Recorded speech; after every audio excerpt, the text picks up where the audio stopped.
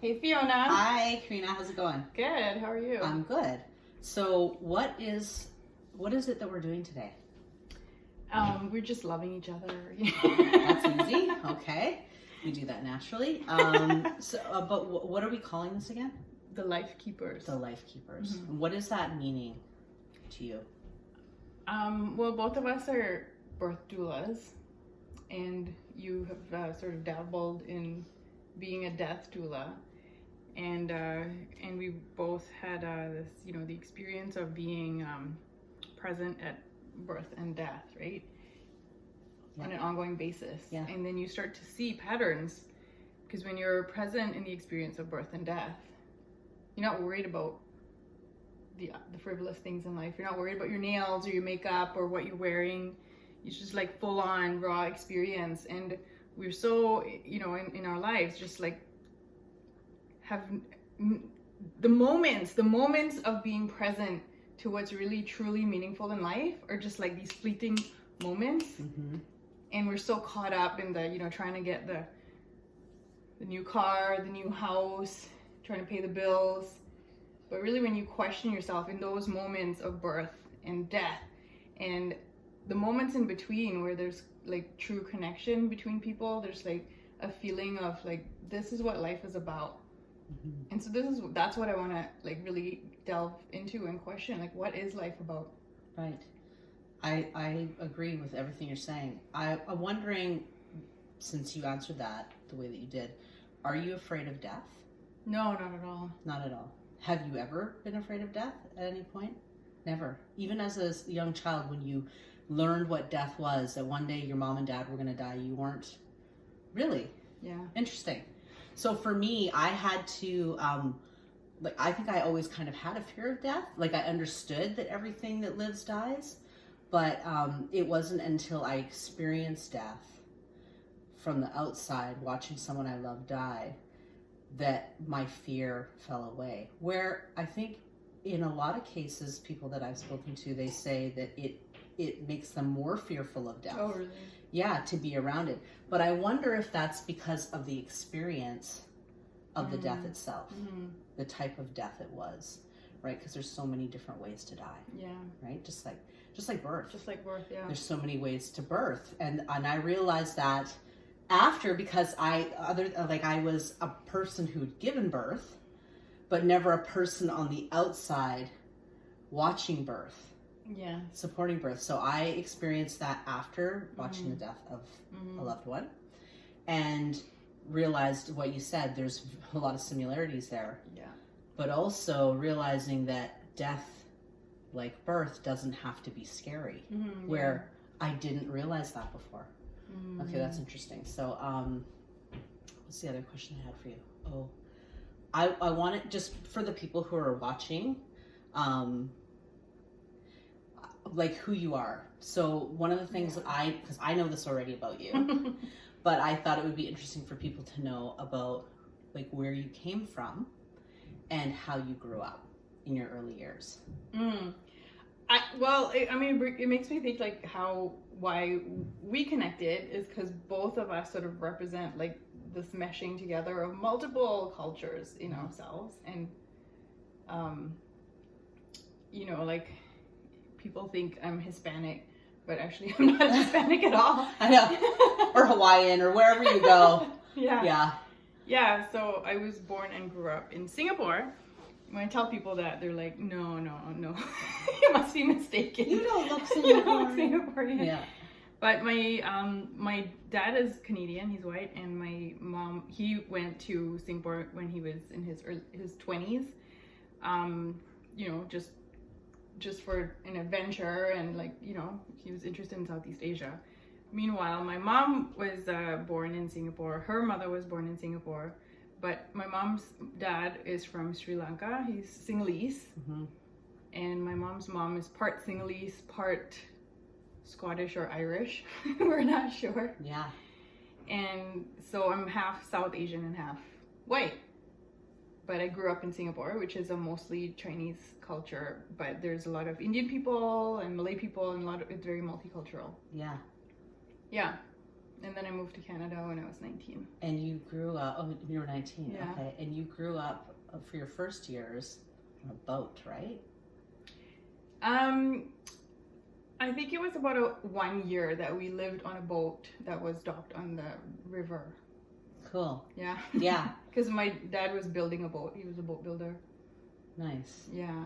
Okay, that's really cool. I think that for some reason, the stories that you've told me about the boat experience, I think it shaped you in some ways, you know? It Being is that close because to the water. yeah, it's like I think I was like around I was 5 years old at that time, which is a very formative stage of life.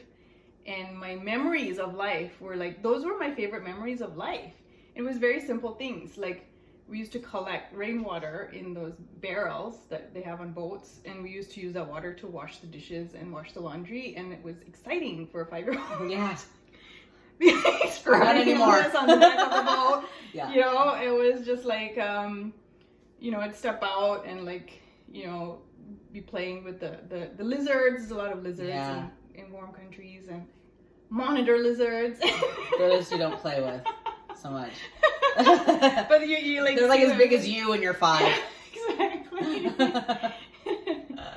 Yeah, I mean, I've been to that part of the world, and I've been up and down like the riverboats and stuff, and like just imagining you as a child growing up on the water's edge there with that heat, the humidity, Yeah. and all the wildlife, you know. Yeah, it's And the like water. life is present. It is, and it's also very fragile, you know.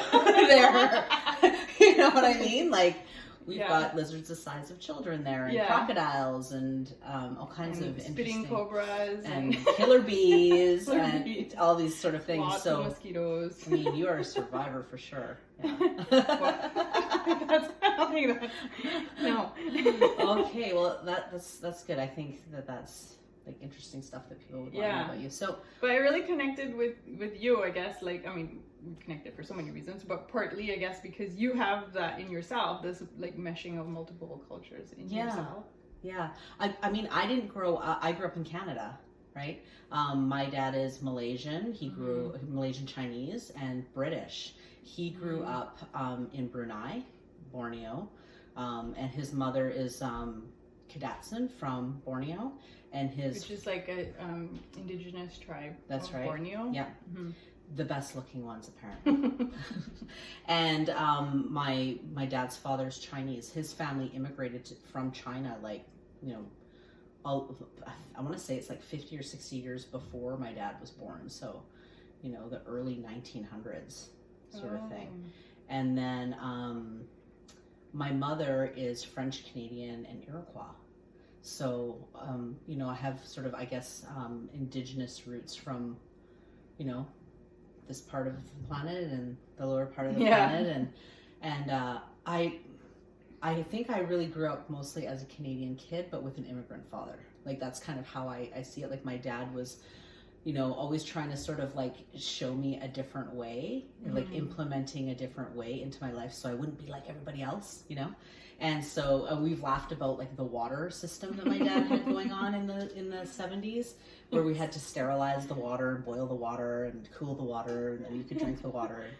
I mean, my friend doesn't trust Canadian water. he did, and he like, because, you know, there exactly in like, Malaysia you have to do all this stuff to the water, and so he comes to Canada and he just thinks, well, water is unsafe. And I, for the longest time, have felt that the water is unsafe. You know, I'm like boiling water, and people are like, what are you doing? And you know, somebody would give me a cup of tap water, and I'd feel like I was drinking poison. Yeah. It's just like, and then like we have world class water, like we have really good water, so you know, I've gotten over that. But yeah, so and obviously like some of the stuff that's just innately in a person because they're from a certain, you know, background. There were a lot of similarities between, you know, the way my mom was and my dad was, and that was probably what also brought them together.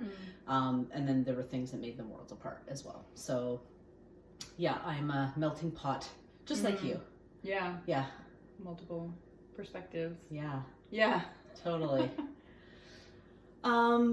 So what is, like, I know for myself, I'll just speak to this, like, one of the main reasons why I was really interested in doing this was I kind of feel like this work, it captures you, or it chooses you.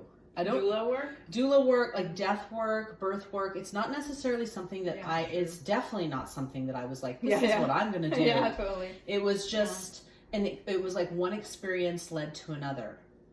And then all of a sudden I found myself like, early 40s, changing careers. And I mean, a lot of people are like, what are you doing? And it was really outside of anything I had done before. Right. But it really is, like you say, sort of the real root of what life is about. I mean, we are born, we live, we die, right? Yeah. And it was like the first breath, last breath. Yeah. Yeah. And it's so connected when you're actually in the experience. You see how connected they are in so many levels.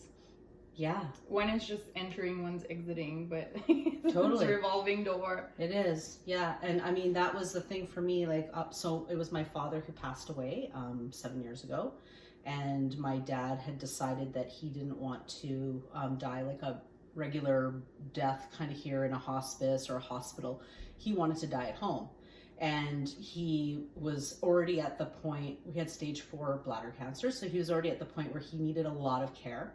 And myself and none of my sisters have any nursing backgrounds, so it was sort of like, we were just his daughters going to be with him. And we were sort of learning as we went. And, not having any nursing background, some of that stuff felt a bit like, this is big, this is sort of like outside of what I know, but it all kind of came naturally. It was when you care for somebody, you're I guess those things just like instinctually will come to you to some extent. And I think that just like with a newborn, like you have no idea what to do, but it comes to you totally slowly. And then maybe you have a few people around you who've maybe done this before, like and they might give you some tidbits of information, but you're also going based on like the person or the baby, right? But the thing that I really came away with from like being there 24/7 with my dad was that a lot of what he was going through, to me, again, I had never attended a birth before other than my own, but you're sort of in a trance when that's happening. But it looked to me like he was laboring. Like it was labor. It was like there were moments of intensity, there were moments of calm, there were moments of lucidity, there was moments of, and it was just sort of in and out and in and out. And I just said, this is like watching birth in reverse. I had the exact same experience because after I had my first daughter, and my grandmother was ill for 2 years. And then I moved back to Singapore at that time, like when my daughter was a baby, and just watching the process was like gestation. Like the process of slowly dying is like gestation, and then the death is just like birth. Totally. Yeah. It's interesting. So I think, like, what do you think people are going to gain from watching us talk about this kind of stuff? There's so much, right? Like people might be in the stage of life where they're thinking about having kids and like contemplating this whole process, or they've already had kids and they understand when we talk about birth what we're talking about, or they may be dealing with the imminent passing of a loved one or somebody who's already passed away. And like we don't talk about birth and death not in a great culture. way. No, not in a great way. No, and it's medicalized. So this is about humanizing it, because these are human experiences. They're pivotal moments, and even if you're not dealing with birth and death, it's about life. It's like Tibetan Book of the Dead. It's like when you are present to, we are all going to leave this planet. What's really important in life? When you're at the end of your life and you're thinking back on your life, what is it that you think about? It's not, how much money did I make last year? Or I should have worked more. Damn, I wish I made that. It's always about time. Or 7-figure income. Or have driven a nicer car. Done better than the people next door. Gotten more Gucci handbags. Yeah, right. Totally. Like for sure, I think most people that I've been around, including my dad, and my dad worked a lot and he worked hard and he was, hardworking man. And there's nothing wrong with no, working and there's nothing, hard. but he was really good at it. But Yeah. you know, at the end of his life, he said some pivotal things that will probably come out as we're doing this more. But you know, what I came away with was it was time, how he spent his time. Yeah. And it wasn't about working more or you know, making more money. It was really about everything that he was trying to cram in that last little bit of time that he had with loved ones, and saying what he had to say that he hadn't said for so long. Yeah, right? yeah. So, you know, because I feel like birth is so much like that too. Like when you're with a woman who's you know, in labor, you know, all of the sort of things get stripped away. Like there's that one meme that's out there. It's like, you know, you've been at a home birth when you know, realized the next day that you were naked in front of 15 people, and you know, okay. and there's a kiddie pool in the middle of your room, and you kind of don't remember it all, but you have this beautiful baby in your arms now.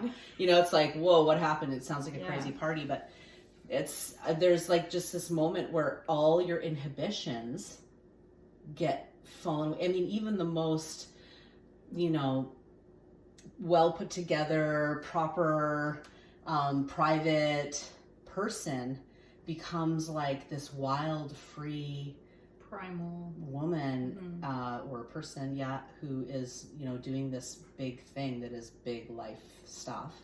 And it's just so amazing to me how it's very transformative. Yeah, I remember like immediately, like after the experience of having my first kid, left with this like, why? This is amazing. Why isn't it like news? It should be like headline news, you know, like yeah. You know? It's like, oh my God, this is so amazing. Yeah. Why isn't it known how amazing this experience is? Yeah, that's interesting. The why. That is interesting. I know. I mean, I feel like I've like tried to answer that, and I always end up a little bit my nose bent out of joint when I come up with the answers, because I feel like there's some kind of like means to control, in a way, like our happiness or our freedoms, just by like, you know, keeping us afraid of both life and death, right? But that's the opportunity that we have right now to speak the truth and offer people the opportunity to find a new paradigm and have a breakthrough. Because when you have those moments where you like think back to your life, it's these moments that are like deeply meaningful. Yeah. They're just moments. They're just fleeting moments. Yeah. And you know, sometimes you don't even realize that those fleeting moments have a meaning until like much later. You're like, that's why I was always thinking about that. Or that's why that always popped up in my mind, right? I've definitely had that with you many times when we've been talking. And then I'm like, oh, damn you, Karina. Exposing my weaknesses or whatever. But it's like, there's a lot of growth that comes from that. But I do always end up crying at some point in your house. Because crying is release, right? I'm like, but it is. It's definitely like they stand out. Those moments stand out for a reason, and so it's interesting to find out why that is. I definitely have like moments, you know, that have stood out, and I feel like you've helped me like realize why some of those moments stand out.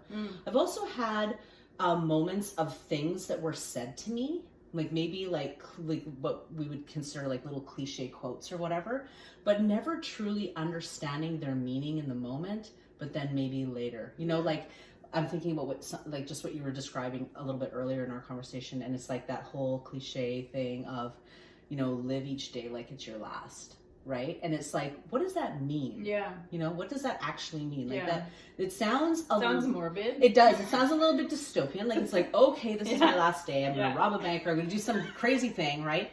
But it's that whole idea of like truly living. Right. You know, so much of what we do is like we're trying to achieve something more, then we'll be happy. Yeah. Then we'll feel freedom. But those things are all so usually based in the superficial, like money and stuff and all of that. And, you know, my mom always used to say, well, you can't take it with you when you die, which is true. Like I used to imagine like myself buried with like jewels and like my Jaguar if I had one and stuff, right? It's just like, who would do that? Like a pharaoh. Right, like a pharaoh. Like, exactly. Nobody else can have this, right? I earned it. It's mine. Yeah. I'm going to use it in the afterlife or something. But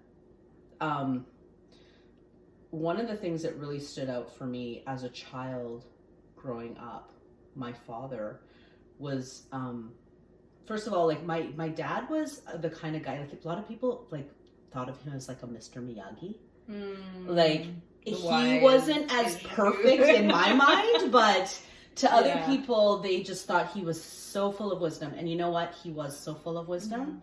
But he was probably like any of us, where sometimes we have a hard time taking our own advice. You know, his own wisdom sometimes didn't apply to him, but he was still a beautiful and flawed human being and all of that. Yeah. But he always used to tell me from a very young age that, you know, Fiona, everything that lives must die. You have to understand that.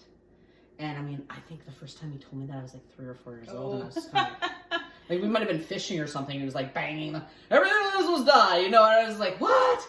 You know, except this. Now eat your dinner. And I'm like, ah. But he was always preparing me for his death, I realized, you know? And I think that was like something that definitely helped, because the conversation around death in my family was very matter of fact. Everything that lives must die. It's part of life. Accept it now, get used to it now. Enjoy the time that you have, which is kind of that, you know, live each day. But it was never like something that I was hidden from. You know, if somebody died, we were open about it. I was able to, you know, be a part of a funeral or whatever. And so I think that's really important. Yeah. And here's the thing is that I had this, realized that this relationship that I had with birth, because birth is very much, was only what I'd heard from other people. Nobody was inviting anybody to births. You know, like you're not like, hey, I've got some great news. I'm going to have a baby. You and your husband should come over and bring your little one and check it out. You know, like this is not something that we share, right? And death also can be like that as well too, right? And we have places that we put people when they're dying and ways of dealing with their bodies after they die. And there's this very like removed thing. So I only had my one experience with death with my dad. I still hadn't experienced birth from the outside. And I was right away like meeting other people who'd either already gone through the death experience with their families or loved ones, or they were about to. And the thing that really struck me most was all of these people, none of them were going to have home deaths. They were all going to be dying within a hospital setting or a hospice setting. And hospice is supposed to be more like a home setting within the hospital system. And then there was no, like, with my dad, we were able to, because he's at home, we have, like, you know, all his stuff around him, his things. But when he died, there wasn't this, like, you know, there weren't any medical staff or anything to come in and say, okay, you know, you have a few moments. And then you'll have to leave because we'll have to, you know, put him in the body bag or something. And I mean, I didn't know any different because I had never seen, like, death this up close before. But we took time to shave his face and change his clothing and, you know, put his glasses on and bathe him. And I don't even know why we did that. Like, in the moment, I had no idea why we were doing that, but we were doing it. And there were moments where we were, because I did this with my 2 sisters, there were moments where we were like yelling and screaming at each other, crying, and then moments we were laughing because we couldn't get his eyes to shut. You know, like, it was like just so odd. And people on the outside were like, they're playing with a dead body. Like, how morbid, these 3 sisters are playing with a dead body. When are they going to call? You know, and it was like, for us in the moment, it was purely out of instinct to do this. We knew that we would be calling loved ones to come say goodbye before we called the funeral chapel to take him away, because he'd already, you know, we'd already figured out what he was going to do. He was going to be cremated. And we just knew we didn't want, and Dad wouldn't want people to see him not clothed and not put together. And what was that experience like for you? It was really, I think, necessary to close the door nicely. It felt, I didn't even realize in the moment why we were doing it or what it was going to bring, but I remember when the first people arrived after because we'd spent about an hour and a half alone with Dad preparing him. because before that he was like, you know, like not clothed, and he had tubes coming out of him, and so we were able to get rid of all that, and so he looked like he was just sitting in his lazy boy chair kind of thing, with his, you know, GWGs and his belt buckle, and my dad was a bit of an Asian cowboy. Cowboy boots, nice button-up shirt. We changed his shirt like 2 or 3 times because my sister's like, no, the shirt's not working. Like, it had to be perfect, right? And we had his glasses on, and his face was clean shaven, which he taught me how to shave his face over the months leading up to his death. So, you know, and put on his aftershave because he had to smell good and look good, you know. And the first people arrived, and one of the people who came with a child that my dad adored. And that child's first vision of this man that she loved as well could have been very different hadn't we done that. She would have come and seen a shell of the person that she used to know. But in tubes and right, with no clothing on, and you know, and she came in and she looked like, there he is. She recognized him. And I remember in that moment seeing her face. And her mom was not doing as well. Like, she was like, you know, because her mother had like lost her mother like just a few years before that. And it was a very traumatic hospital type situation. And the mom was like, oh, you know, she was freaking out. And the daughter kind of looked up at because the daughter looked like happy when she saw my dad because he looked like him, right? And then she kind of looked up at her mom like, oh no, this is really sad. And then I was like, okay. I think he needs some flowers. What do you think? And she was like, yeah. And so we went out into the garden, and she picked some flowers for my dad and put them, because we had kind of put my dad's hands like this. So she put the flowers in my dad's. So there's this ritual and ceremony of saying goodbye to somebody, just like a ritual and ceremony of saying hello. Yeah. Right? When somebody's born, people gather around, they come, oh, baby. And it was a moment where it could have been really, really traumatizing, just everybody wailing. And wailing's important too. But there's also something really beautiful about having that time in a human way, in a respectful way, in a non-rushed way that is really cathartic for people. And it definitely was for myself. It felt like that's what Dad would have wanted too. And it was the thing that really stood out from when I was hearing other people's experiences. I was like, okay, so you weren't able to have that moment. Yeah. And I mean, a lot of people were like, well, how did you know how to do that? And I was like, I don't know. But you know, maybe because I had been doing it for the months leading up, I'd been bathing my dad, shaving his face, doing all this stuff. So it really didn't feel unnatural. But here's the thing, I realized from being around other people who had loved ones who were dying, it only takes just that one person to sort of break the ice. So I became that. And I do that in birth as well. There's sort of everyone standing around like almost as though there's like a car wreck has just happened. And they're like looking and staring, but there's a state of shock, right? And it's like, what do I do? What do I do? And you're like, hey, I have an idea. Why don't we go over and hold her hips? Or, you know, if a woman's birthing, hold her hips and squeeze them like this. And the woman gives us permission, and the next thing you know, husband extraordinaire or partner or mother-in-law or whoever is right in there, and they're a part of it. And people, once they can get past that initial, like, I don't know if I should, they just naturally jump to the occasion. They're there, and they're very useful, and it makes everybody feel great. The person who's going through it feels supported. The people around feel like they're useful. And in the death situation, it's the same thing. You have people kind of sort of standing there like, I'm not a medical person. I don't know what to do. But really loving a person in that moment does not require a medical background. Yeah. Right? So, yeah, I think does that kind of answer the question? What did I get from it? Yeah, I got a lot from it. Really. Learned a lot from it. Yeah. How did that impact... How did that experience impact the rest of your life? Well, it changed everything. It really did. I realized, you know, it's been a couple of years since my dad passed. A lot of the first years after he passed were, you know, legalities. Got into the legal stuff because, there were people outside of the family who didn't like the way my dad had left his will. So there was that. So there was a lot of processing, I think, that I didn't do until that was all sorted out. Yeah. And I had gotten pregnant and I was having my second child after my dad's death. And so I'm like, I have like baby brain and, I'm breastfeeding, I'm doing all this stuff. Plus I'm like having to read like affidavits of, people saying this, that, and the other thing. And so it was just sort of, I feel like almost like I was on autopilot, and there was a lot of reflecting, but mostly what I remember was when I tried to go back to work probably about a month after my dad passed.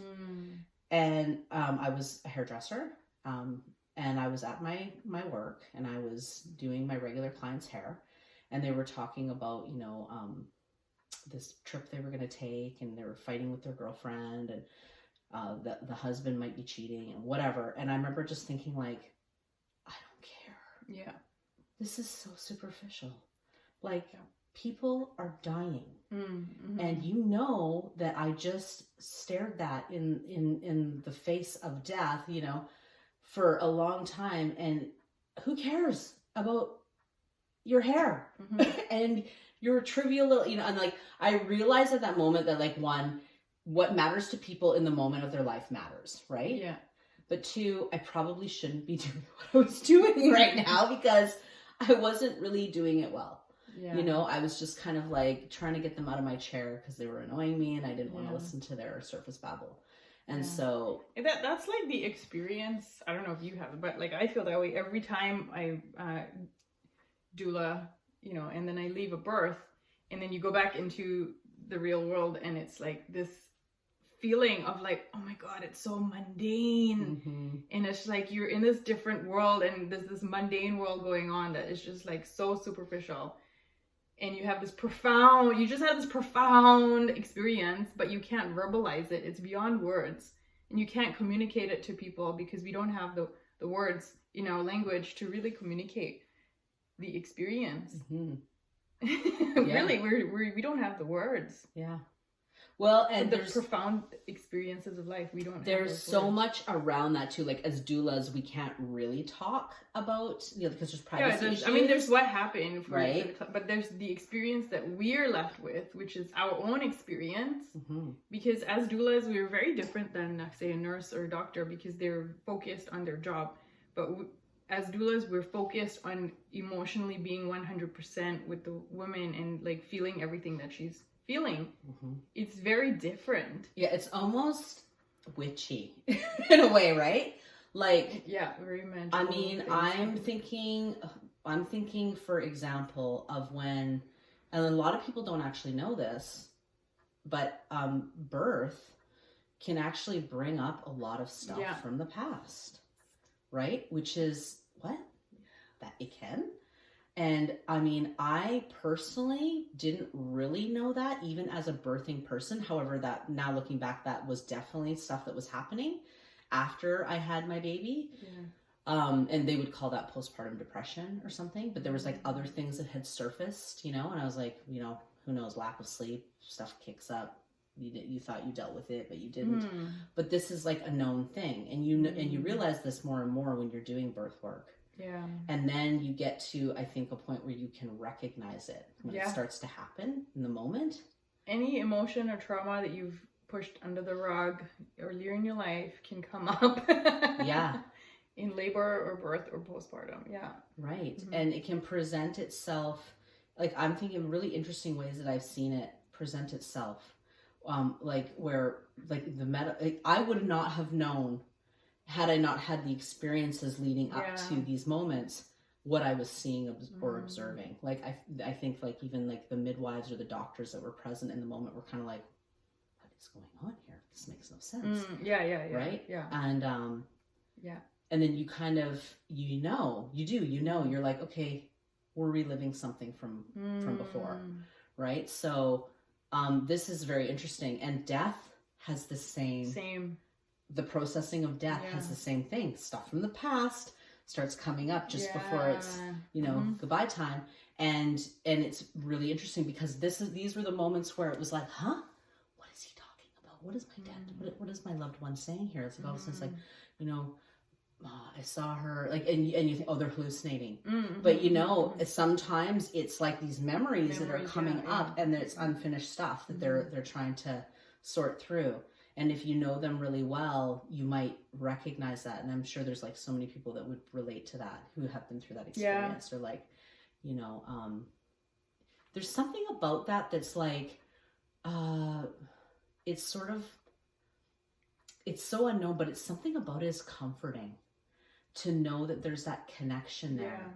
I don't know why, but for some reason it makes me feel like, even though like some of these memories can be very sorrowful, it makes me feel like these transitions or these doorways in life, these things like birth and death, they really, there's an opportunity there to sort of like clean up. And then, you know, like my mom always used to say, everything is designed to heal itself. Yeah. Everything. Yeah. Right? So like, we are designed to heal ourselves.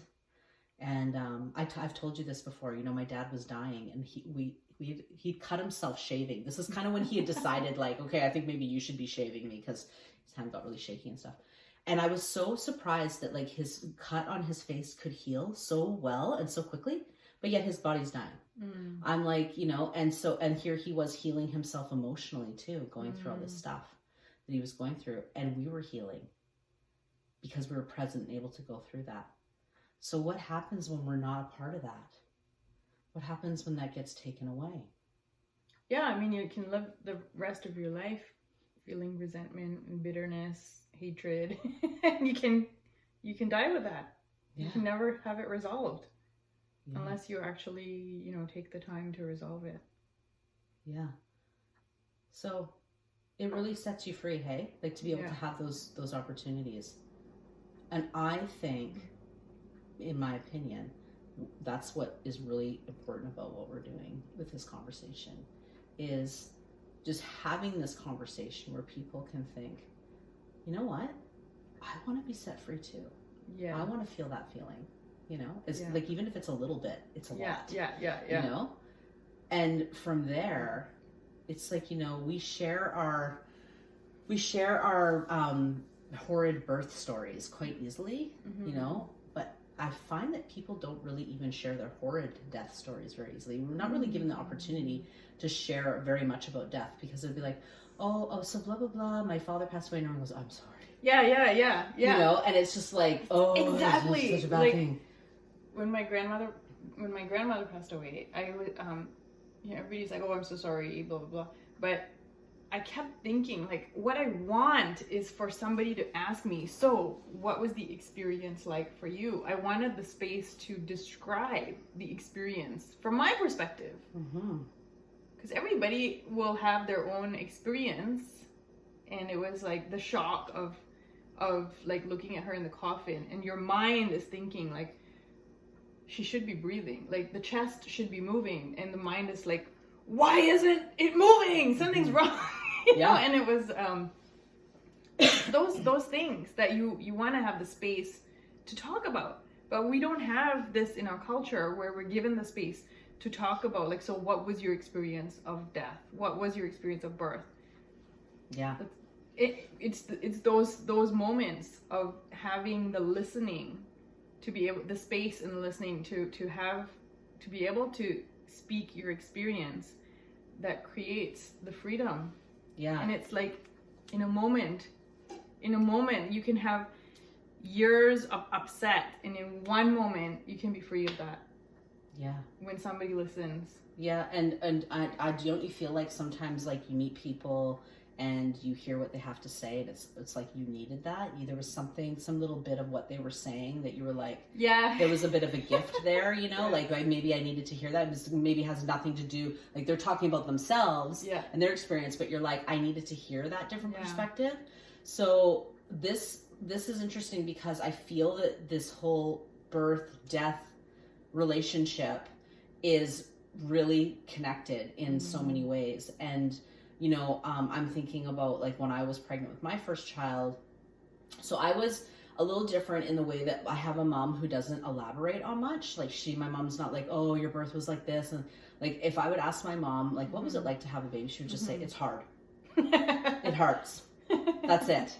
Like no gory details, no, anything. Just it's hard and it hurts. But whenever we would watch a movie, Hollywood, depiction of birth, and it was like, my mom would go, it's nothing like that. Yeah. So I'm like, well, then what is it like? It's just hard and it hurts. And I'm like, oh my God. But I realized that lack of information ended up being kind of a gift in a way.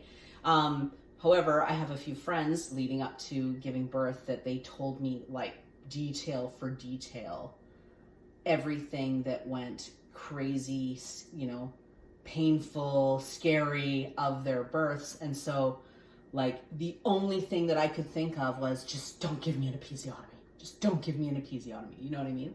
And it was like probably the only big word that I knew from birth just because of this story I'd heard. Like, realizing that I didn't know like what a perineum was and what the placenta. I knew what a placenta was, but I really didn't know the function of it. Oh wow. I didn't know like anything about the bag of water and like the water breaks in the movie or the show. When the water breaks, it's like emergency, and the father grabs the bag and leaves the wife standing on the corner and drives away to the hospital. And I'm like, oh my God, like if your water breaks, you might die or get left on the side of the road. Like it's an emergency. And then like actually seeing a birth,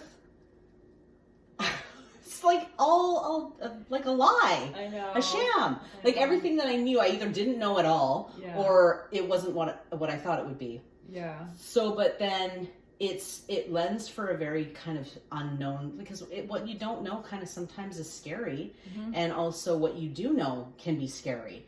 So I didn't know a lot. And then what I did know was freaky. And I just kind of like went with like the flow of everything else. And I feel like death was very much like that too. However, my dad was very adamant. And I think because of where he comes from, because in his country, that is how death would be. Nobody would, like when he was younger, the people that he loved died at home. Yes. So, and my aunties, like when I went back to Malaysia, they talked about, it was actually interesting because my grandfather, whom I never met, my dad's father and my dad's mother, I never met them. They died before I ever met them.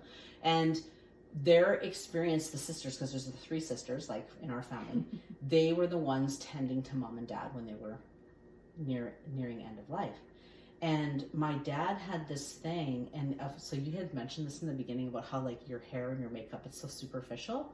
Well, my dad, here he is dying, and he's like, I need you to do your hair and your makeup every day. And I'm like, what do you care? Like, you're dying. And he's like, because I don't want to look at you and feel like you look like you're dying too.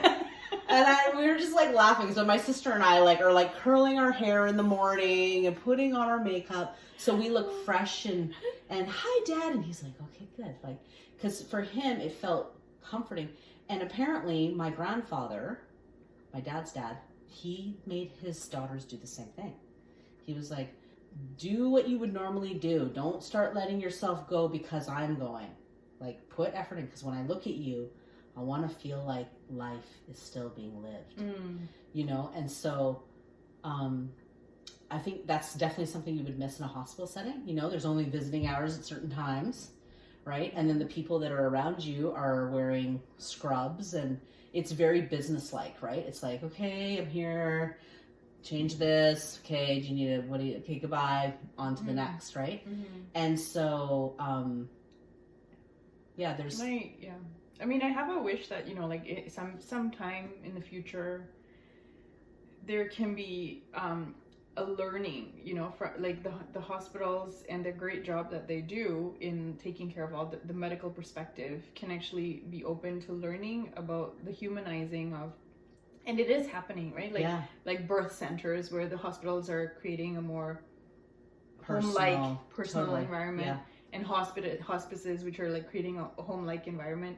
So I think it's moving in the right direction. So it's more like learning about in like homeschooling. Like if the education system, if they're transforming it, like learning about, the knowledge and wisdom that comes from home birthing, home death, homeschooling, and merging those two worlds and the wisdom from both worlds, and creating like a holistic, because like in indigenous cultures where you have the physical, spiritual, emotional, you know, what is it? Traditional. Like social, like all holistic things, all parts of it. So it's not just medical. It's not just one dimension. Mm-hmm. There's the social, emotional, mental, spiritual aspects that can be combined. So to me, that's what is lacking from the way that we are within our families, because we're not sharing this with our youth, right? Like, I remember once I started actually going to births, attending births, and seeing these women who knew so much more about their own bodies than I ever knew about mine were showing me something. And it was the same thing my dad showed me, a different way, right? Yeah. And I remember thinking, well, I've been living in a female body for 40 years, and I don't even know what it does. Like, that's like driving a car and not knowing how to fill it up with gas or check the tire pressure, which, again, some people don't know how to do. Yeah. But, like, this is my body. This is not a car. This is I'm living in here. And then I thought back to, well, what has been my education? Well, you know, public school. And what did I learn in sex ed? I learned how to put a condom on a banana and how not to get pregnant. And that I'm going to get my period. And that's about it. I didn't learn a lot about what my body can naturally do on its own and how this world got populated. Like, you know, all these magical things that can happen in a woman's body was like not important information for me for some reason. And I feel like I was robbed a little bit from what I could have been looking at as this, like, I could have had more trust in myself. I could have been less fearful. And what would that have done to the swaths of generations of women before me who would have known that as well, right? It makes me think of a quote that, you know, that's been making its rounds on Facebook of like, every single soul, every single person that has ever been born on the planet has come through the portal of a woman's body. Like, that's so profound. It is. I know. It's like, don't you just feel like we should be worshipped a little bit more? I feel like we should just be worshipped more. And all the women watching are agreeing with us. It's true. It's like we are... but it's the completion. Like, it's the completion of the honoring of both aspects, both, you know, masculine and feminine. It's the honoring which completes everyone. It's not a competition. It's a completion. Yeah, it is. To honor yourself, to honor generations before, to honor everything, to honor children. It's complete. Yeah, I agree. For sure. So, is that a good place to conclude what we were talking to? I feel like it is. Totally. And we're gonna watch back at it and be like, oh, my double chin is showing.